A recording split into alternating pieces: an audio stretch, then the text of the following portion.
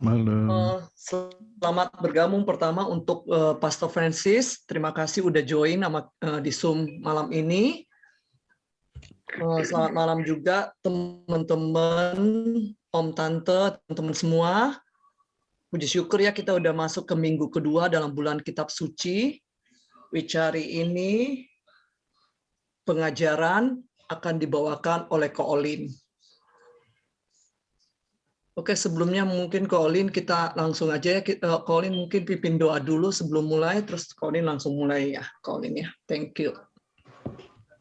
Oke, baik. Selamat malam Bapak Ibu, Saudara yang terkasih dalam Kristus. Selamat malam Pastor, Shalom semua. Halo, wah. Halo. Udara tambah dingin, tambah nervous ada Pastor lagi malam hari ini. Baik, Bapak Ibu, mari kita semua mulai. Mari kita tundukkan kepala, kita mohon Roh Kudus untuk menemani kita di dalam pendalaman Kitab Suci pada malam hari ini. Dalam nama Bapa dan Putra dan Roh Kudus. Amin. Allah Bapa di dalam surga, Allah yang kami kenal, kami sembah dalam nama Yesus. Kami mengucap syukur kepadamu Tuhan untuk semua anugerah-Mu, dan pada malam hari ini memasuki pertemuan yang kedua, di mana di bulan September ini, di bulan Kitab Suci ini, kami semua umat-Mu ingin belajar lebih dalam lagi untuk mengenal sabda-Mu melalui berbagai penulis-penulis di dalam Kitab Suci. Tuhan Yesus, karena Kitab Suci ditulis oleh inspirasi Roh Kudus yang berasal daripada-Mu, untuk itu kami mohon kiranya curahan Roh Kudus-Mu boleh tercurah pada malam hari ini. Berkati kami semua yang hadir di Zoom ini, berkati anak-Mu dan berkati persiapan yang sudah ada, dan semoga boleh menjadi berkat bagi kami semua yang hadir di tempat ini.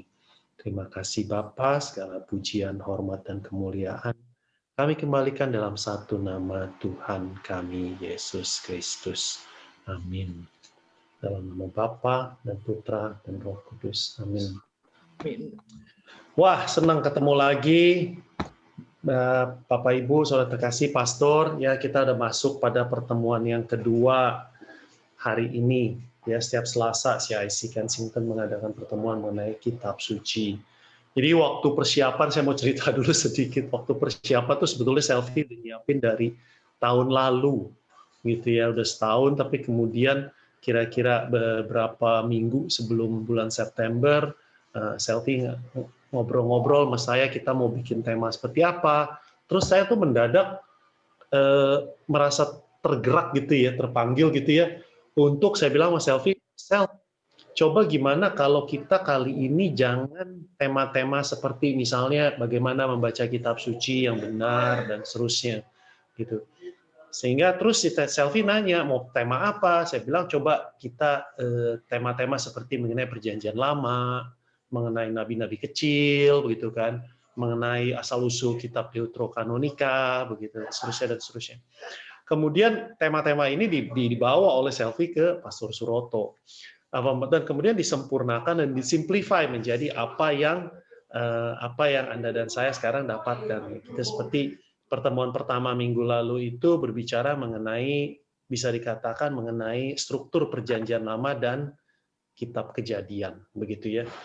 Dan saya sering bilang itu sebetulnya bahan 1 tahun pengajaran gitu. Karena kalau mau ngerti Perjanjian Lama, sebetulnya panjang sekali gitu.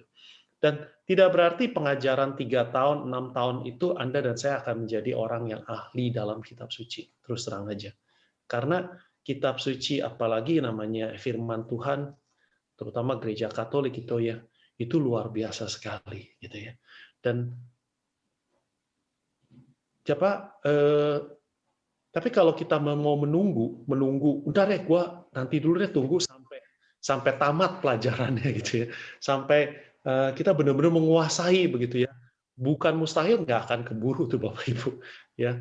Makanya ya udah kita mulai aja, kita melangkah aja gitu ya. Dan saya juga tidak malu mengatakan bahwa apa yang saya akan bagikan pada malam hari ini tentu ada refleksi saya pribadi, tetapi jauh lebih banyak adalah bagaimana saya menerima pengajaran-pengajaran di yang masa lalu, dan juga zaman sekarang itu begitu luar biasa teknologi, sehingga yang namanya browsing itu gampang, begitu ya. Mau ke website mana, tinggal ke Google, lihat. Kemudian kita bisa melihat mana yang sesuai dengan iman Katolik. Nanti kita akan lihat, begitu ya. Nah, terus terang waktu nyiapin bahan, saya tuh berharap saya lebih gimana ya, bukan lebih ngerti, tapi karena saya pernah memberikan yang namanya kitab Deuterokanonika, jadi saya tuh berharap aku pegang Deuterokanonika aja, namanya kan udah pernah ngasih gitu ya, sehingga berasanya lebih tenang gitu, saudaraku. Tapi begitu akhirnya kebagian yang Perjanjian Baru dan Injil Lukas, saya sebetulnya, waduh ini betul-betul out of my comfort zone gitu ya. Tapi puji Tuhan begitu ya, kalau saya boleh pinjam istilahnya Pak Budi Kawiaji, itu adalah karena kita dapat tugas, jadi mau nggak mau kita jadi belajar. Dan kita belajar, puji Tuhan kita jadi belajar, jadi dapat pengetahuan baru, sampai akhirnya sesuatu yang udah sering dibaca, dapat sesuatu yang baru lagi. Nah Bapak Ibu Saudara terkasih, kalau melihat judulnya, saya share screen aja kali ya. Saya mau masuk dengan share screen.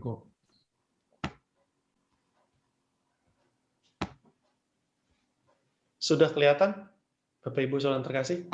Ya? Sip. Udah kok. Nah, kalau kita lihat judulnya, arti sinoptik dan latar belakang Injil Lukas, saya terus terang, saya bisa jawab dalam 5 menit, 2 menit deh, gitu ya. Apa itu arti sinoptik? Ini. Apa latar belakang Injil Lukas? Latar belakang Lukas, tabib. Udah, selesai. Gitu ya. Tapi untuk itu mari kita coba lihat lebih jauh lagi, begitu ya. Sebentar. Oke. Pertama, saya mau kasih pengantar. Ya, pengantar untuk kita masuk ke dalam yang namanya arti sinoptik dan latar belakang daripada Injil Lukas. Yang pertama, saya kasih foto kacamata, gitu ya. Apa maksudnya? Bapak Ibu Saudara terkasih, di dalam membaca kitab suci, jangan membaca dengan kacamata sejarah. Ini yang pertama. Ada unsur sejarah, tetapi tidak berarti bahwa segala sesuatunya harafiah persis tanggal-tanggalnya, tahunnya, kapan kejadiannya, dan seterusnya. Atau habis kejadian ini, kejadian itu, begitu ya. Jangan. Nah, refleksi iman ini yang lebih dibutuhkan. Jadi pertama adalah Anda dan saya harus menggunakan yang namanya kacamata iman. Begitu ya. Nah, tetapi yang namanya rencana penyelamatan Allah itu tidak pernah berubah.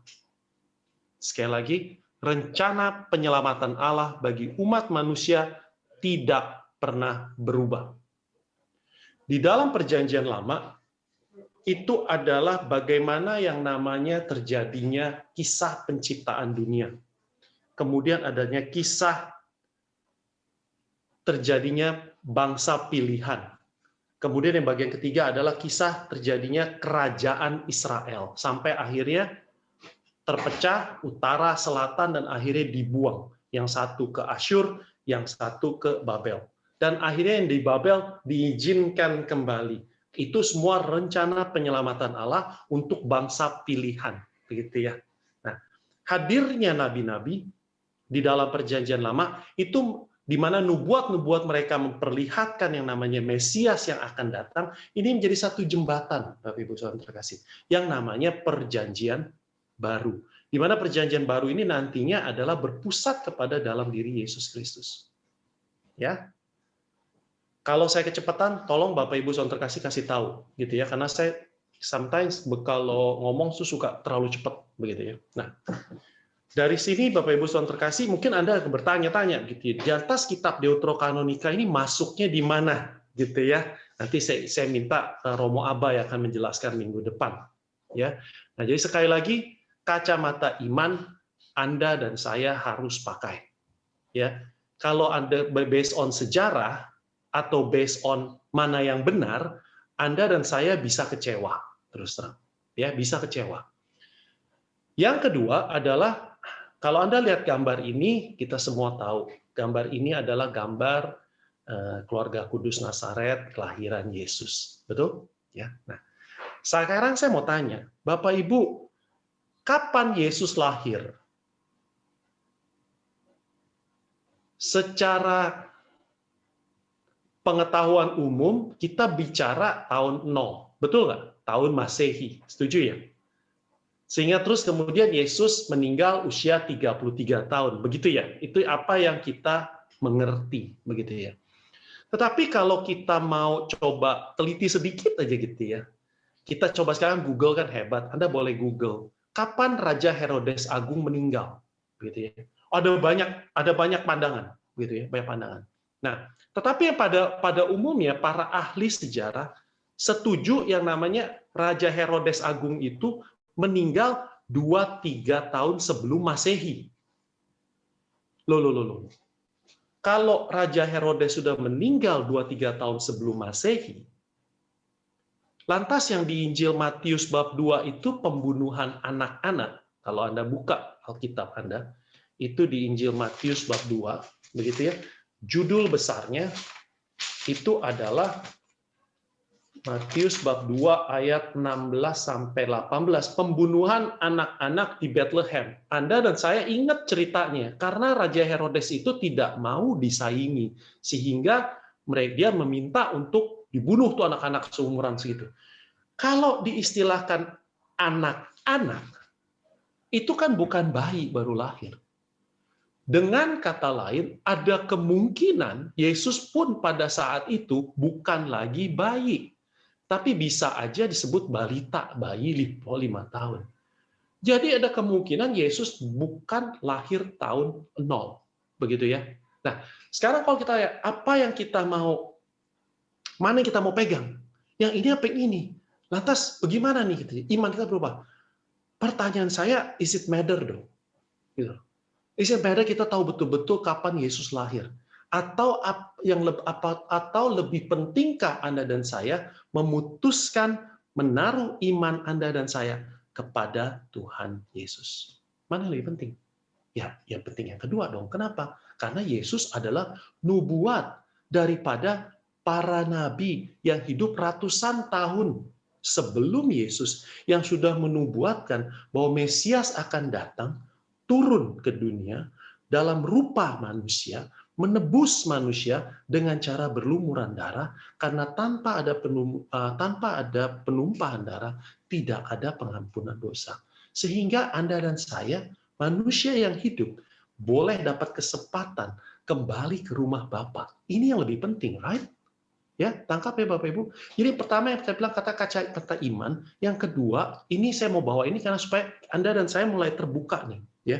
Jangan limit gitu ya. Kita membaca kitab suci harus begini. Karena kita nanti bisa kecewa gitu ya. Contoh lain, saudaraku yang terkasih. Injil Matius mencatat Yudas itu matinya gantung diri. Gitu. Tapi kalau Kisah Rasul bab 1 gitu ya, ayat 17-18 itu mengatakan bahwa dia jatuh tertelungkup, ususnya keluar sehingga dia mati. Pertanyaannya sekarang, loh, jadi yang mana yang benar nih? Penginjil dua-duanya gak benar nih. Si Matius ngomong begini, si Kisah Rasul nulis begini, begitu ya. Mana yang benar? Gitu ya. Nah, inilah saudaraku membuat Anda dan saya bertemu dengan hal-hal seperti ini. Ada beberapa yang seakan-akan kontradiksi, gitu ya. Nah, tapi sekali lagi kacamata iman. Kenapa tadi saya balik lagi membawa mengenai kapan Yesus lahir ini penting? Kenapa? Karena gini. Taruhlah kita percaya Yesus lahir tahun 0. Yesus berkarya mulai umur 30, selama 3 tahun, Yesus meninggal tahun 33. Nah, sekali lagi, Injil tertua ini Injil apa? Kan kalau kita kan ada 4 Injil ya, Matius, Markus, Lukas, Yohanes, betul ya. Tapi mana yang tertua? Oh pasti Matius dong, betul nggak? Karena yang pertama. Tak dulu. Ada 2 pendekatan dan hasil penelitian, gitu ya. Matius Injil tertua, Markuslah Injil yang tertua. Jadi dua-duanya nih begini, begitu ya. Nah, tapi saya memilih begitu ya, memilih mengikuti keputusan Gereja Katolik dan para bapak gereja perdana. Saya ambil ini dari katolisitas.org dan juga dari buku tafsir yang saya pegang, gitu ya.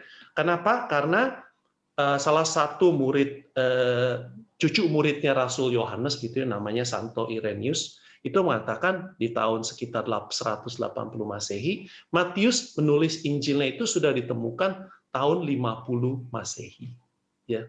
Nah, kemudian Injil Markus belakangan, dan Injil Lukas baru tahun 62. Nanti kita akan lihat. Yang saya mau tekankan, Yesus itu meninggal umur 33. Sampai tahun 50, Injil Matius pertama ditemukan. Begitu ya? Bapak, Ibu, Saudara yang terkasih, jangan pernah berpikir cara nulis itu kayak sekarang. Anda bisa record, Anda bisa tulis cepat. Enggak. Tulisannya itu di kertas-kertas gulungan begitu, di batu, di kertas gulungan dan seterusnya begitu ya. Selama 20 tahun, ini bagaimana ini yang namanya cerita Yesus berkembang dan bisa pada diingat begitu ya. Nah, inilah saudaraku, nantinya kita akan mengerti bahwa kenapa gereja Katolik itu punya namanya 3 pilar kebenaran gitu ya. Bahwa ada yang namanya tradisi suci, ada yang namanya tradisi tertulis yaitu kitab suci, dan ada yang namanya wewenang mengajar gereja atau yang kita kenal dengan istilah magisterium gereja Katolik. Sampai sini tangkap ya Bapak Ibu ya. Nah, kitab suci, jangan Anda dan saya juga berpikir, ini sekarang kitab suci udah kayak begini, apalagi zaman sekarang udah ada di handphone, begitu ya, lengkap dengan bab dan ayat. Enggak, Bapak Ibu, Saudara terkasih, gitu ya. Waktu belum lama ini saya ikut pengajaran dari Jakarta, saya nanya, gitu ya, kapan sih sebetulnya kitab suci itu betul-betul jadi seperti bab, ada babnya dan ayatnya?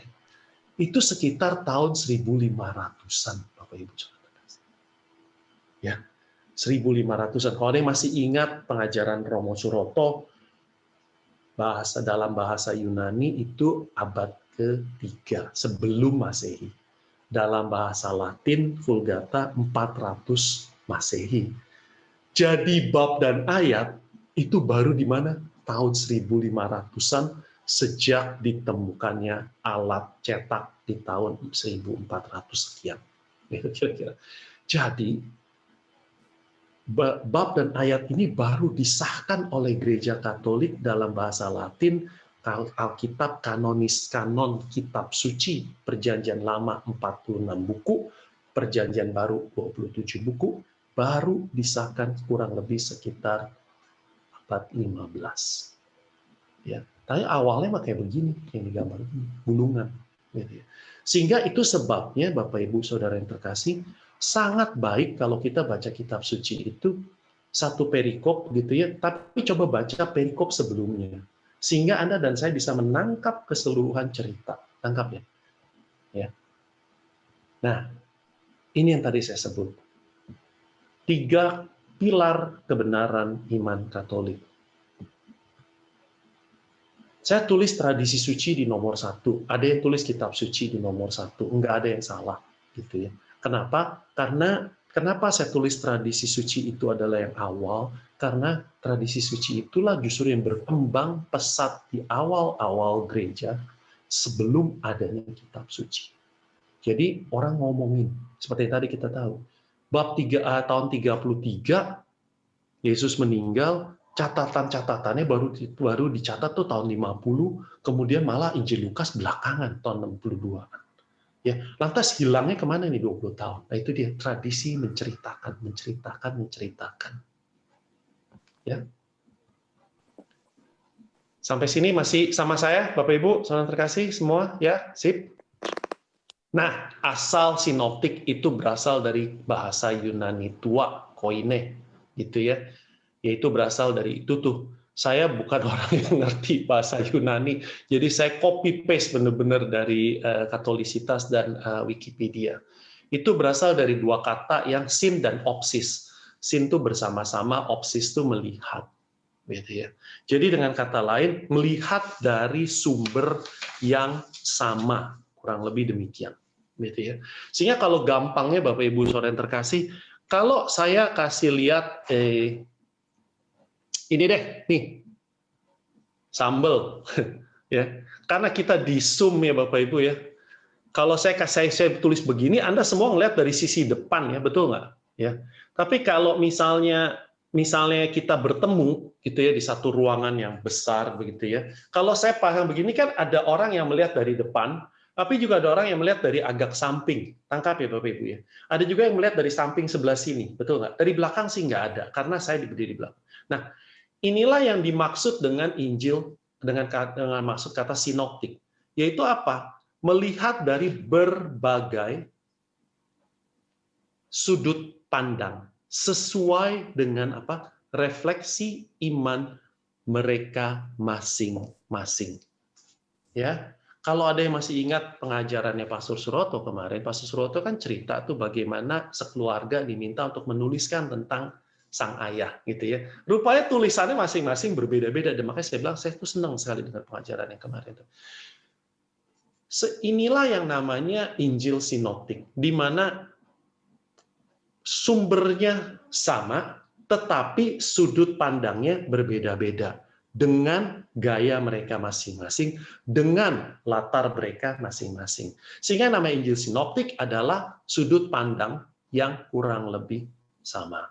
Begitu ya. Dan ini ada di dalam 3 penginjil. Matius, Markus, Lukas.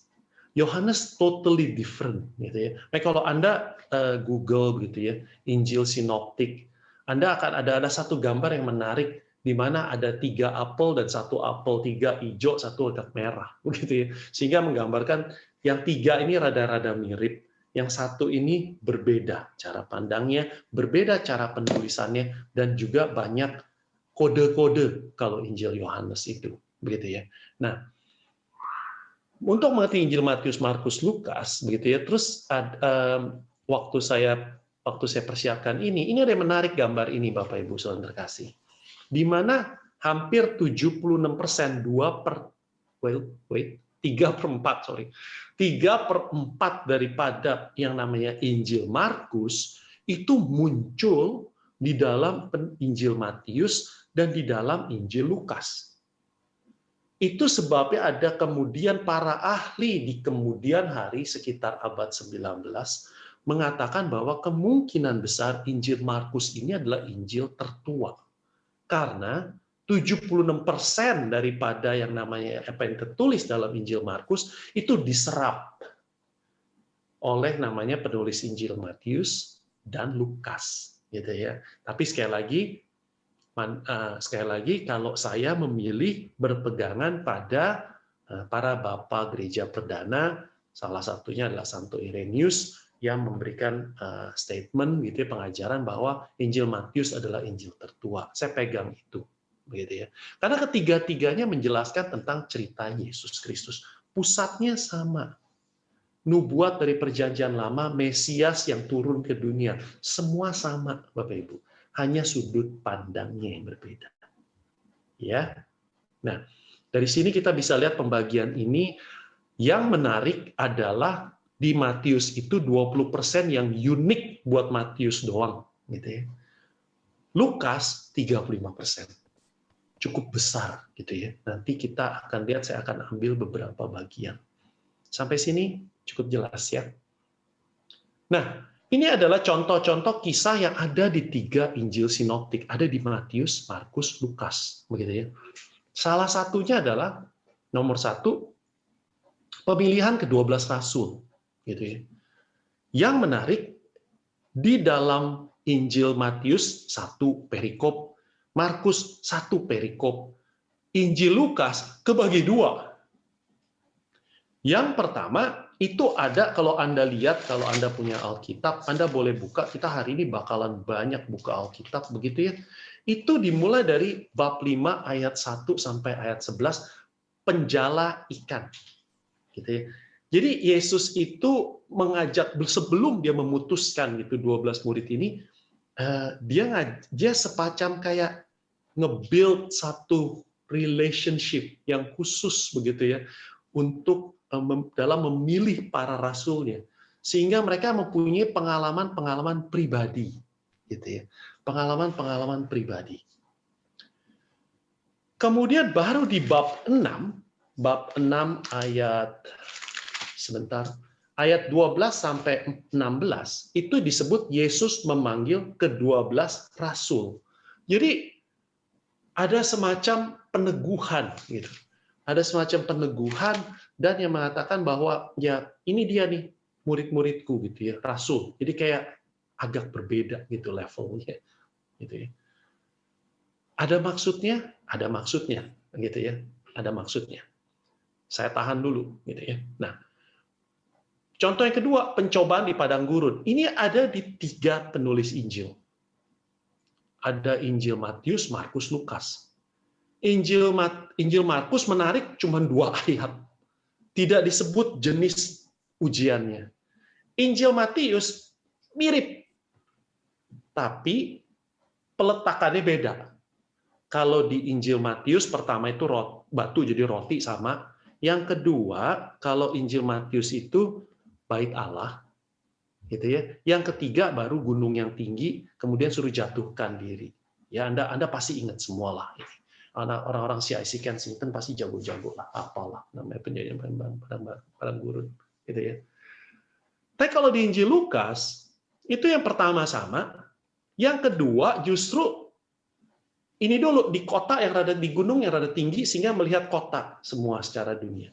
Barulah di bait Allah dianggap bait Allah itu adalah yang paling tinggi. Ya. Jadi berbeda. Sehingga jadi Bapak Ibu tadi kan saya sudah sampaikan kita pakai kacamata iman. Jangan semata-mata lihat mana yang benar. Matius ya ada kemungkinan dua-duanya bisa benar tergantung dari bagaimana mereka mau menyampaikan begitu ya. Nah, yang ketiga itu contoh yang saya ambil adalah si Lewi pemungut cukai. Kalau Injil Matius, Markus dan Lukas menyebutnya dengan nama Lewi. Kalau Injil Matius dia menulis namanya sendiri, yaitu Lewi, si Matius, gitu ya. Nah, dengan kata lain, Injil Matius ini punya hubungan yang erat banget sama yang namanya Yesus, karena dia adalah pengalaman pribadi bertemu dengan Yesus. Ya, Markus itu muridnya Petrus. Ya. Nah, sampai sini sekarang kita masuk yang namanya Injil Lukas, latar belakang Injil Lukas, gitu ya. Membaca Injil Lukas, Bapak Ibu Saudara terkasih, itu sama juga dengan Anda dan saya membaca satu karya iman yang panjang, 2 episode. Yaitu apa? Injil Lukas dan Kisah Para Rasul. Ya. Satu adalah Injilnya sendiri, Lukas, dan Kisah Para Rasul. Para Rasul itu para ahli setuju gitu ya bahwa yang nulis ini adalah Lukas. Jadi satu panjang. Itu sebabnya kalau tadi Anda ingat cerita awal bagaimana matinya Yudas, Injil lain nggak ada tuh. Di Markus nggak ada, Yohanes nggak ada, Matius ada. Di Injil Lukas tidak ditulis sih, tapi ditulisnya di Kisah Rasul, di mana yang secara kita tahu para ahli setuju Kisah Rasul itu ditulis oleh Injil Lukas. 2 yang berbeda. Ya, saya sempat coba cari tahu tuh kenapa ya bisa beda begitu kan Bapak Ibu. Bapak Ibu, jawaban yang paling gampang coba Anda bisa lihat ke katolisitas.org. Tulis saja dalam search itu matinya Yudas. Anda langsung dapat banyak sekali gitu ya hal-hal yang berbeda-beda dalam kalau kita baca gitu ya, yang satu ngomong ini, satu ngomong begini, jadi mana yang benar? Di situ dijelasin dengan sangat gamblang. Long story short, gitu ya, ada satu bishop menjelaskan dengan sangat-sangat luar biasa, ya pemakaian kata itu berbeda antara di Injil Matius dan di Kisah Rasul. Injil Matius itu mengatakan bahwa si Yudas ini mati bunuh diri, begitu ya, di tanah di tanah yang apa namanya istilahnya itu tanah dekat kuburan untuk penguburan orang-orang berdosa. Tapi kalau di Kisah Rasul dikatakan bahwa Yudas itu sudah memiliki tanah itu gitu. Nah, sekarang pertanyaannya, Matius bilang uang membeli tanah itu adalah uang hasil suapnya gitu ya. Di Kisah Rasul dikatakan Yudas memiliki. Rupanya secara sejarah betul uang ini yang tadinya dipakai untuk menyuap si Yudas dibelikan tanah, tapi kalau mereka membelikan tanah atas nama para imam ketahuan. Makanya para imam menggunakan nama Yudas, kira-kira begitu. Sehingga akhirnya itu klop ceritanya, ya. Dan si bishop ini menjelaskan gitu ya, kenapa ada dua sudut pandang gitu ya. Jadi Anda bisa baca aja deh, saya nggak akan baca panjang lebar di sini. Jadi yang pertama ini, membaca Injil Lukas, latar belakangnya adalah penulis Kisah Para Rasul juga. Siapa Lukas? Ini dia. Berdarah Yunani. Dia mengerti pengobatan. Ada yang ahli mengatakan dia tabib kafir karena ya orang yang berdarah Yunani, gitu ya. Dan dia adalah seorang pembantu Paulus karena dia dipertobatkan oleh Paulus. Hampir pasti itu di Antioquia, begitu ya. Sekali lagi, hampir pasti di Antioquia, daerah Syria yang sekarang tuh kalau nggak salah disebutnya Turki modern, gitu ya. Tolong jangan tanya, Olin, lu udah pernah ya ke sana sampai tahu? Enggak, Bapak Ibu, saya belum pernah jalan ke Tanah Suci. Saya terus terang, ya saya bilang saya nggak malu, gitu ya. Saya ya namanya baca, gitu ya. Ya saya copy paste pengetahuan ini, gitu ya. Apa yang saya tahu ya saya akan bagikan, gitu. Ya, jadi itu. Nah, ini yang menarik. Yang ketiga, faktanya. Ini gambar siapa, Bapak Ibu? Itu bayi Yesus dah gitu gampangnya. Ini gambar Bunda Maria. Kenapa saya memasukkan ini? Karena secara tradisi itu tercatat Lukas juga mendapat bimbingan langsung dari Bunda Maria terhadap berbagai kejadian-kejadian penting sebelum Ibu Maria diangkat ke surga di usianya. Ada yang tahu usia berapa Bunda Maria diangkat ke surga? Boleh buka? Ada yang tahu? Secara tradisi.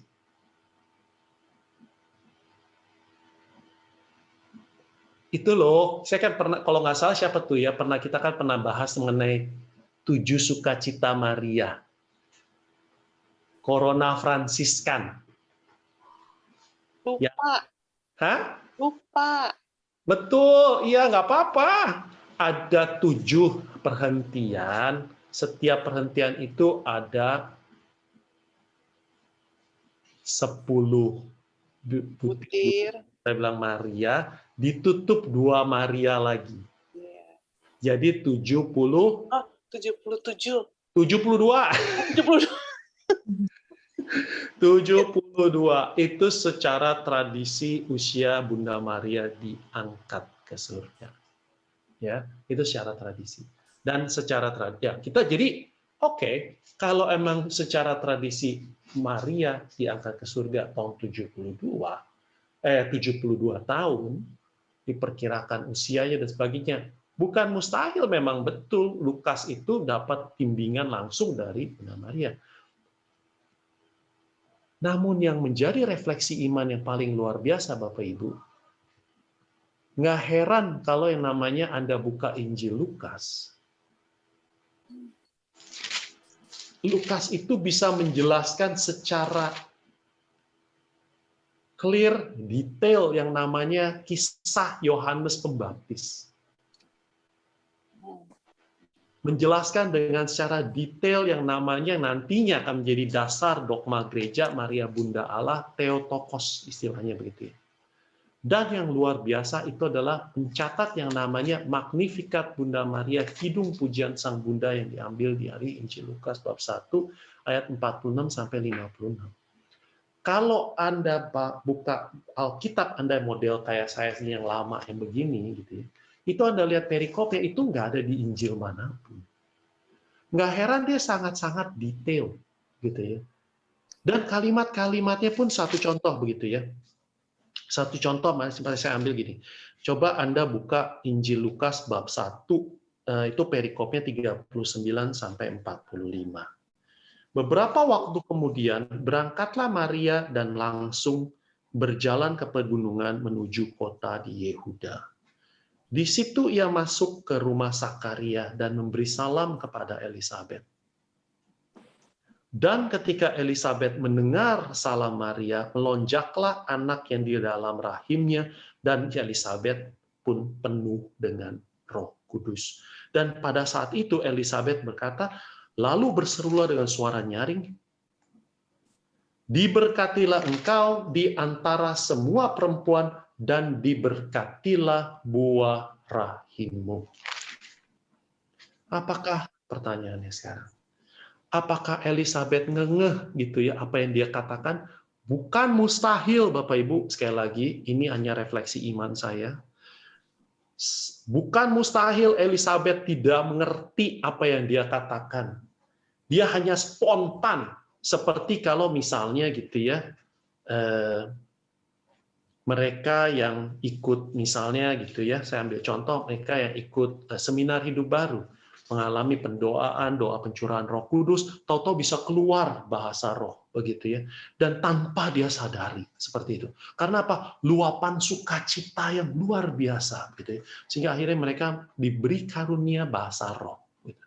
Dan dalam hal ini Bapak Ibu saudara terkasih, ketika Maria, lihat urutannya, Maria menyampaikan salam, Elisabet penuh dengan kuasa Roh Kudus, otomatis juga anak di dalamnya melonjak begitu. Dan dia mengatakan, diberkatilah engkau di antara semua wanita, dan diberkatilah buah rahimmu. Siapakah aku ini sampai ibu Tuhanku datang mengunjungi aku?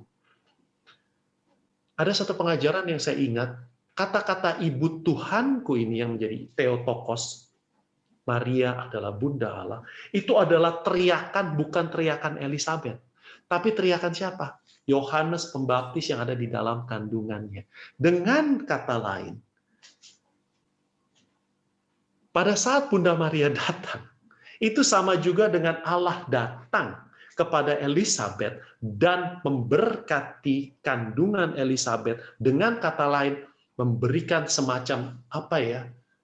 Peneguhan, memberikan otoritas kepada Yohanes Pembaptis untuk melayani umatnya, mempersiapkan jalan kehadiran Sang Mesias. Jadi, ini luar biasa sekali Bapak Ibu. Jadi kalau ditanya, apakah Bunda Maria sudah tahu Bunda Maria tahu Elisabet hamil, tapi apakah Bunda Maria tahu itu anaknya akan menjadi si Yohanes Pembaptis? Apakah Elisabet tahu gitu ya anaknya Bunda Maria nantinya akan jadi Mesias? Nah, ini yang luar biasa sekali gitu ya. Luar biasa sekali, dan hanya ada di Injil Lukas. Dan pada saat setelah dia sampaikan, si Elisabet berkata, siapa sampai ibu Tuhanku datang mengunjungi aku, baru keluar namanya Magnificat Bunda Maria di bab 1, 46-5. Jiwaku memuliakan Tuhan dan seterusnya. Itu juga sama dengan yang namanya dari nubuat 1 Samuel. Tentang siapa? Tentang Hana yang hamandul dan pada saat itu punya anaknya akhirnya nanti menjadi Nabi Samuel. Ya, Anda bisa baca.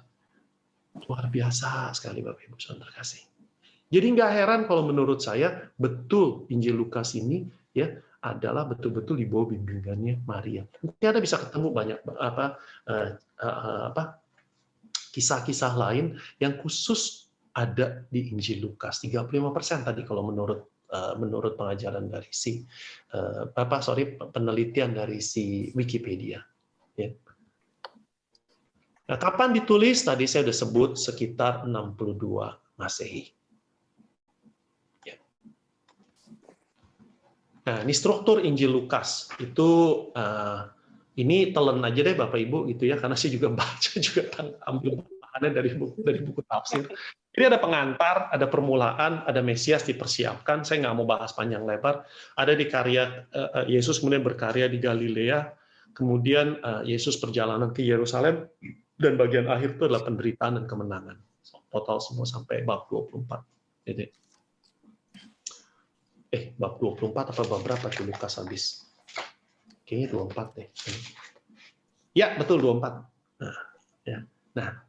Di situ kalau Anda lihat pengantar Theophilus yang mulia, ini saya kasih tanda tanya, ini yang mau saya bahas. Gitu. Saya mau bahas karena ini relate dengan latar belakangnya Lukas dan buat kita semua ini di mana, gitu ya. Nah, ini dia. Theophilus yang mulia, itu saya kutip bahasa Yunani koinenya, bahasa. Jadi ada beberapa pandangan juga nih si Theophilus yang mulia ini. Ada pandangan yang mengatakan adalah satu pribadi, ada seorang yang namanya Theophilus, gitu ya. Yaitu ada yang bilang ada yang orang Itali, bangsawan, ada yang bilang ada yang bilang orang Roma, bangsawan, kaya, membiayai karyanya si Lukas, gitu ya. Kemudian dibantah, gitu. Ada yang bilang orang Itali, ya. Tetapi semua setuju bahwa si Theophilus ini dipertobatkan oleh Paulus. Nah, tapi para bapak gereja perdana, itu si Santo Origenes, si Epifanius, begitu ya. Arti Theophilus dalam bahasa Yunani koine ini, artinya itu adalah sahabat Allah. Nah, kalau namanya sahabat Allah, Bapak Ibu Saudara kasih, itu kan artinya dia mencintai Allah, betul nggak? Ya, mencintai kebenaran Allah. Nah, kalau namanya orang mencintai Allah, ya pasti dicintai Allah. Setuju nggak? Setuju nggak, Bapak Ibu? Ya, setuju dong. Nah, itulah arti daripada Theophilus dalam arti bahasa Yunani. Pegang ini. Gitu ya. Dengan kata lain, kalau Anda buka Injil Lukas itu kan bab 1 ayat 1 sampai 4 itu pendahuluan. Theophilus yang mulia. Banyak orang telah berusaha menyusun suatu berita tentang peristiwa-peristiwa yang telah terjadi di antara kita. Seperti yang disampaikan kepada kita oleh mereka yang dari semula adalah saksi mata dan pelayan firman. Dari sana Anda dan saya langsung tangkap, si Lukas nggak ketemu Yesus. Gitu ya. Karena itu setelah aku menyelidiki segala peristiwa itu dengan seksama dari asal mulanya, aku mengambil keputusan untuk membukukannya dengan teratur bagimu. Gitu ya. Dari sini kita langsung tahu selain dia itu tidak langsung bertemu dengan Yesus, dia juga menyelidiki dengan seksama. Jadi dia tuh wawancara banyak orang. Dan latar belakang dia ini kan kayak dia mengerti pengobatan. Karena ada yang bilang dia dokter, ada yang bilang dia tabib, tapi ada juga yang bilang dia seperti apoteker. Gitu ya. Nah, tapi dia mengerti pengobatan. Nah, kalau orang-orang yang mengerti pengobatan, itu kan hati-hati banget, Bapak Ibu. Gitu. Ya, hati-hati sekali dan dia tahu persis detail-detailnya. Gitu. Jadi dia tuh berusaha untuk menyusun dengan secara seksama supaya engkau dapat mengetahui bahwa segala sesuatu yang diajarkan kepadamu sungguh benar. Gitu ya. Nah, kalau kita pegang yang pertama, pandangan yang pertama, di mana satu pribadi, berarti Injil ini cuma diarahkan ke satu orang. Tangkap nggak, Ibu?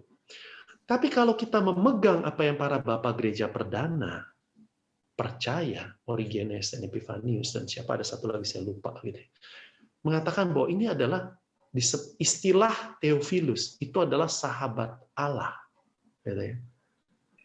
Atau orang-orang yang mencintai kebenaran yang Allah kita bagikan, yang juga dicintai oleh Allah sehingga akhirnya Allah mau turun ke dunia menebus manusia, sahabat-sahabatnya. Karena kalau kita relate dengan Injil Yohanes menulis tidak ada kasih yang lebih dari seseorang yang mau mati untuk sahabatnya. Anda ingat itu ya?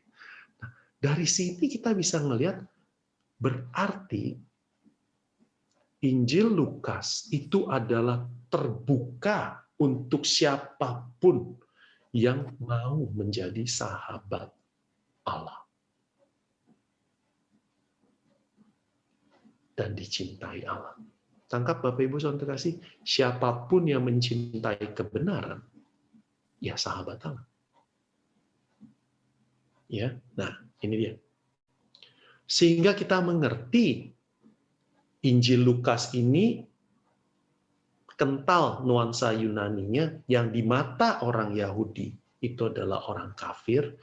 Itu sebabnya gitu ya, ada banyak bagian daripada Injil Lukas yang tidak ada di Injil Matius, tidak ada di Injil Markus, gitu kira-kira, atau Yohanes.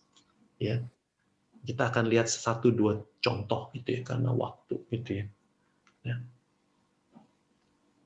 Nah, ada 5-6 tema besar dalam Injil Lukas kalau Anda baca begitu ya. Tapi yang salah satu yang cukup besar itu adalah tema kasih, belas kasih. Ada unsur pelayanan di dalamnya. Dan unsur iman, doa. Kalau Anda lihat lagi 2 kata ini, doa dan pelayanan, doa dan pelayanan, doa dan pelayanan. Bagi mereka yang sudah mengikuti seminar hidup baru dalam Roh Kudus, khususnya ingat session yang ke-6, 4 jari roda. 2 poin ini muncul. Yang pertama adalah doa, gitu kan? Ya, jari pertama doa. Yaitu doa itu apa sih? Doa itu adalah satu ungkapan Dua arah. terarah kepada Allah. Ya, bukti iman kita ya kita berdoa. Begitu. Kasih ini apa sih? Pelayanan. Kanan kiri. Makanya kan kalau kita lihat salib Kristus itu kan salib Kristus itu ada yang vertikal gitu ya. Ke atas, kita anggap aja Tuhan Yesus di atas, itu kita berdoa kepada Tuhan, turun ke bawah artinya dia mewahyukan kepada kita, manusia. Makanya dalam bentuk apa? Baca kitab suci, firman. Gitu ya. Kanan kiri itu apa? Komunitas dan pelayanan. Nah, ini kan betul-betul gambaran di mana hukum kasih. Kasihilah Tuhan Allahmu. Setelah itu apa? Kasihilah sesamamu. Jangan bilang kau mengasihi Tuhan tanpa mengasihi sesama. Jangan bilang kamu mengasihi sesama, tapi kamu nggak mau mengasihi Tuhan. Dua-duanya harus berjalan dengan seiring, sejalan. Begitu ya. Nah, ini salah satu tema besar. Contoh Bapak Ibu. Yang pertama, Anda bisa lihat Injil Lukas bab 7, ayat 11 sampai ayat 17. Itu kisah janda di Nain. Ya, tidak ada di Injil lain. Yesus membangkitkan anak muda di Nain. Saya bacakan aja ya. Kemudian Yesus pergi ke satu kota bernama Nain. Murid-muridnya pergi bersama-sama dengan dia, dan juga orang-orang banyak menyertainya berbondong-bondong.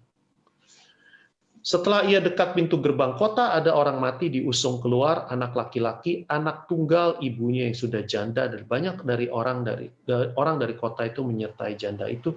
Dan ketika Tuhan melihat janda itu, tergeraklah hatinya oleh belas kasihan. Lalu Yesus berkata, jangan menangis. Perhatikan bagaimana Injil Lukas di depan di ayat 11 menulis Yesus pergi ke suatu kota, ya. Tapi di ayat 13 Lukas tidak lagi menulis Yesus, tapi mengatakan apa? Dan ketika Tuhan, Anda langsung ngerti maksudnya apa, gitu kan? Ya, betul sekali Bapak Ibu. Dari perubahan nama Yesus, Immanuel, Allah yang menyelamatkan, disebut jadi Tuhan. Ini pasti Lukas mau menyampaikan sesuatu, gitu ya. Karena Bapak ingin menyampaikan bahwa Dia tuh sanggup membangkitkan orang mati. Sambil menghampiri usungan, ia menyentuhnya. Dan sedangkan para pengusung berhenti, ia berkata, hai anak muda, aku berkata kepadamu, bangkitlah. Maka bangunlah orang itu dan duduk dan mulai berkata-kata, dan Yesus menyerahkannya kepada ibunya. Dikembalikan ke dalam pengasuhan ibunya. Semua orang ketakutan dan mereka memuliakan Allah sambil berkata, seorang nabi besar telah muncul di tengah-tengah kita. Dan Allah telah melawat umatnya.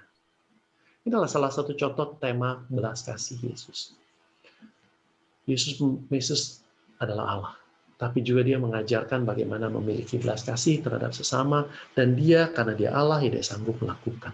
Jadi, yang menarik adalah juga dikatakan seorang nabi besar telah muncul. Gitu ya. Kalau ngeliat Nabi, ini Nain tuh di mana sih gitu ya? Nain tuh nggak jauh-jauh dari, kalau saya nggak salah Nain itu tidak jauh-jauh dari Danau Galilea. Sebentar, sebelum saya ngomong, daripada saya salah karena Anda yang udah pernah ke sana, saya belum, saya disalahin. Puji yang udah kesana nggak tahu. Iya betul, adanya di bawah Gunung Tabor. Kenapa saya bisa langsung tahu, Bapak Ibu? Ini ada map, Bapak Ibu. Kalau di belakang Alkitab Anda tuh ada map, gitu ya, ada map. Saya juga jadi belajar baca lagi, menarik sih sebenarnya, gitu ya. Jadi itu di daerah orang Yahudi.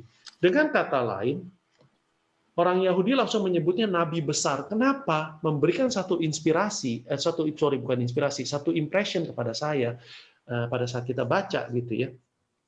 Bahwa ini pasti ada hubungannya dengan perjanjian lama gitu ya. Waktu saya lihat ada nggak ya ayatnya gitu ya di sini. Benar saudaraku gitu ya. Yesus membangkitkan anak muda di Nain itu kalau di bawah ini sih disebutnya kan, bukan di sini. Waktu saya lihat buku tafsir, rupanya istilah seorang nabi besar telah muncul yang direcord oleh Lukas ini mengarah kepada satu kisah di perjanjian lama, yaitu di Raja-Raja 17, 1 Raja 17. Anda bisa catat aja. Yaitu tentang kisah Elia dan janda di Sarfat. Kalau saya baca gini mungkin ada yang ingat. Singkat cerita, Elia itu diminta mengunjungi seorang janda yang punya anak perempuan. Mereka itu udah gak punya uang, udah betul-betul hidupnya miskin. Sampai akhirnya si Elia datang ke sana. Elia bilang, lu masakin gue makanan dong, gitu ya. Dengan tepung yang ada lu punya gitu. Si janda Sarfat ini, lu nggak salah. Ini gue tepung cuma tinggal segini, gue cuma mau masak buat gue sama anak gue. Setelah itu kita akan mati, karena inilah sisa makanan gue punya. Elia bilang, lu percaya deh sama gue, lu masakin buat gue dulu, itu nggak bakalan kosong lagi, lu punya tempat tepung. Dan janda ini percaya kepada si Elia. Dia masakin dengan sisa, luar biasa kan imannya, gitu ya. Jadi kalau Anda ingat itu iman itu apa? Taruh kepercayaan kepada seseorang, gitu ya. Dan janda ini menyerahkan dimasak, kemudian dikasih. Dan betul sejak itu si janda ini tidak pernah kekurangan, tepungnya terus saja nambah, begitu. Sehingga akhirnya janda ini langsung tahu kaulah nabi. Tapi nggak lama kemudian anaknya mati, si anak tunggal ini perempuan. Sampai janda ini ngeliat marah-marah. Elia, lu kemari cuma buat bunuh gua ya sama anak gua. Elia langsung berdoa kepada Allah, mohon supaya Allah mengembalikan jiwa si anak perempuan ini. Apa yang terjadi? Anak perempuan ini bangkit.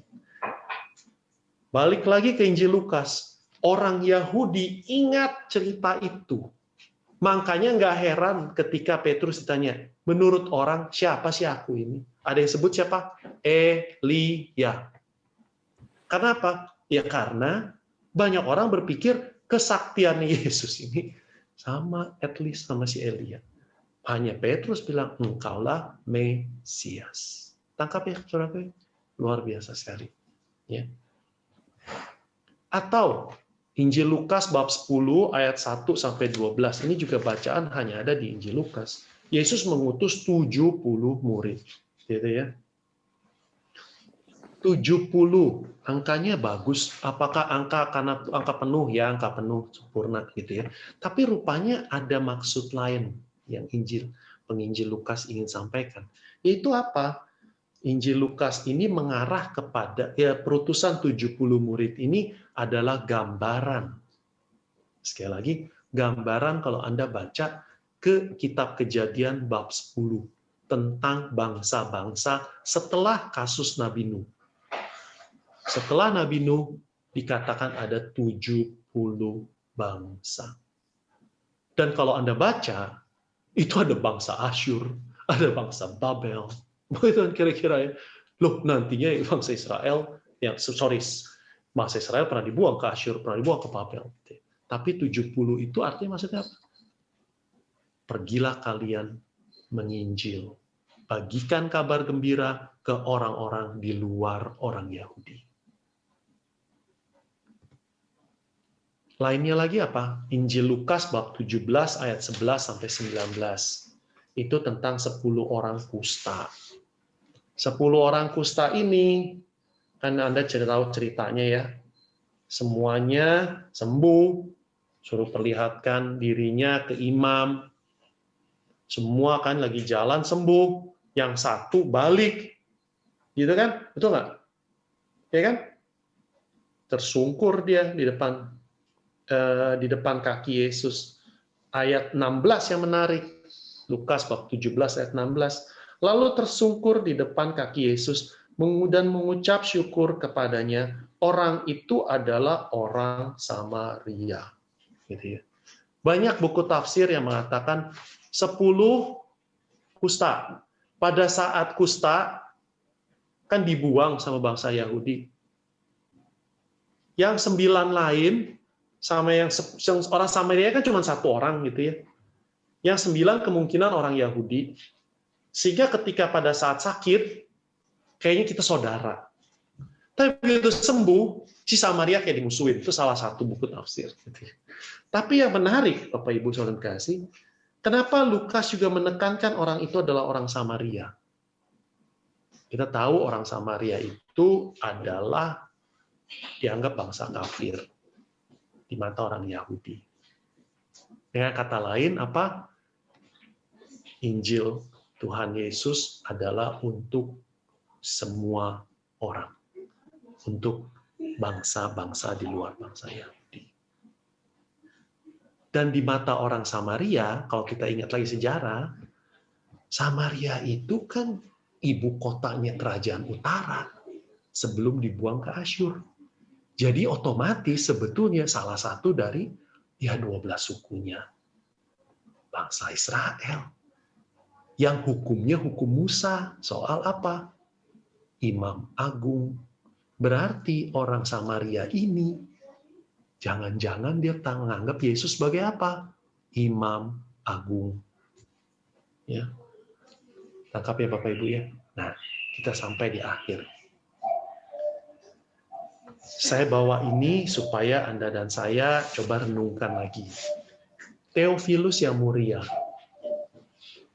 Saya senang dengan keputusan dan saya lebih memilih mengikuti keputusan dari para bapak gereja yang mengatakan arti Theophilus itu adalah sahabat Allah. Di mana mereka yang mencintai kebenaran dan dicintai oleh Allah. Yaitu siapa? Anda dan saya. Dengan kata lain, Injil ini, Injil Lukas itu ditujukan buat siapa? Anda dan saya. Itu sebabnya kalau buat saya pribadi, saya baca Injil Lukas lebih gimana gitu ya, buat saya kalimatnya lebih sederhana, lebih gampang dimengerti, gitu. Buat saya begitu, gitu ya. Terus ada beberapa hal yang menarik yang baru saya sadarin pada saat saya nyiapin Injil Lukas ini. Satu yang saya nggak pernah pikirin itu sebelumnya gitu, yaitu adalah apa?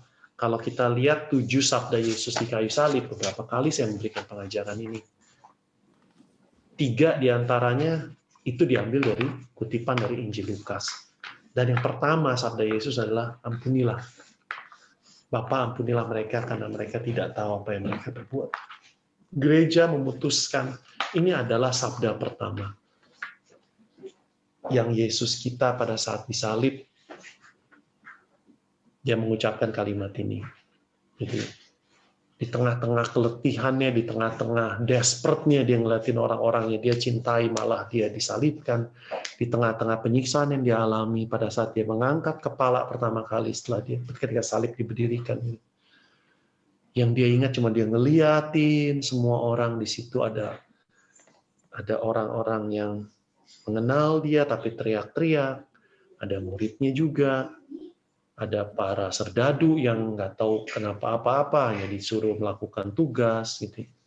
Dia hanya menyapu dan mengatakan, ya Bapa, ampunilah mereka, karena mereka tidak tahu apa yang mereka berbuat. Dan ini baru saya sadar gitu ya, bahwa sebetulnya inilah yang Anda dan saya butuhkan, gitu. Menerima pengampunan Tuhan. supaya Anda dan saya dilayakkan sampai rumah Bapa.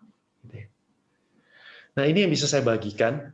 Jadi arti kata sinoptik, Anda mengerti, sin itu bersama, optik itu melihat. Jadi melihat bersama-sama dalam kacamata iman yang berbeda, sesuai dengan refleksi iman yang berbeda-beda, tetapi berbicara pada pribadi yang sama, yaitu adalah Tuhan Yesus, Allah kita. Ya, itu di Matius, Markus, dan Lukas. Anda tahu, baca Injil Lukas itu membaca satu karya iman yang panjang, Injil dan Kisah Rasul. Latar belakangnya si penulis Lukas itu dia adalah seorang yang mengerti pengobatan Yunani, orang Yunani, budaya Yunani, kemungkinan besar hampir pasti tradisi mengimani. Dia dipertobatkan oleh Paulus di Antioquia, setelah itu dia mengikuti Paulus, ya. Dan tradisi juga mencatat bahwa beliau, Santo Lukas, penginjil, mendapat bimbingan langsung dari Ibu Maria. Itu sebabnya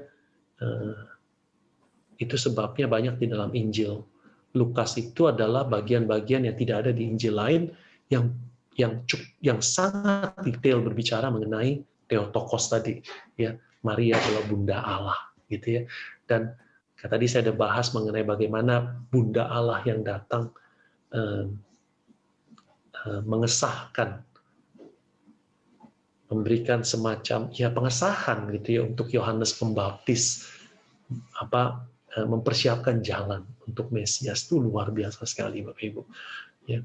Dan kita mengerti latar belakang Injil Lukas, strukturnya. Tadi struktur sih telan aja deh, karena saya juga nggak perlu hafalin, nggak bakalan habis ini si Selfie kirim ujian pertanyaan tadi Colin nanya apa gitu ya, nggak bakalan juga lah gitu ya. Tapi yang penting Anda dan saya ingat Theophilus yang paling penting.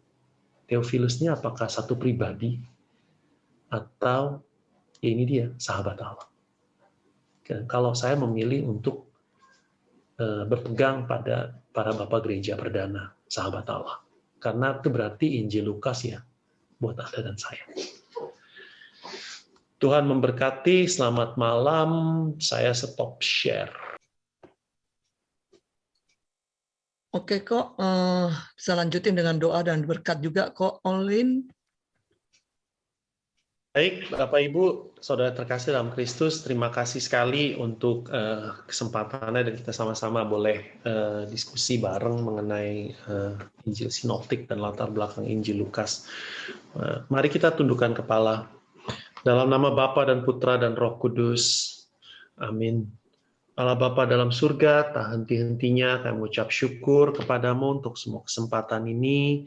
Anak-Mu telah selesai berbicara, Bapa, dan aku mohon kepadamu, semoga kuasa Roh Kudus menyempurnakan apa yang pengetahuan kecil ini yang boleh saya bagikan.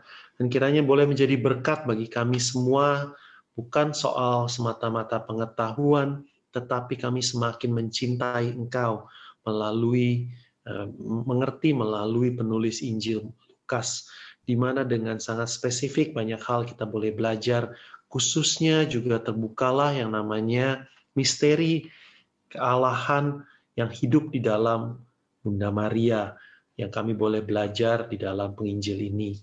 Terima kasih Tuhan, kami sungguh bangga memiliki Allah seperti Engkau, Allah yang mau mencintai dengan penuh belas kasih, memperlihatkan sifat